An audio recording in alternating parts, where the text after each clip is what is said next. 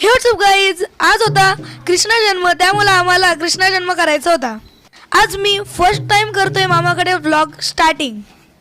मग आम्ही कृष्ण जन्माची तयारी करायला सुरुवात केली व पालना सुद्धा सजवल्यानंतर त्याच्यावरती डेकोरेशनसाठी फुलं वगैरे लावली.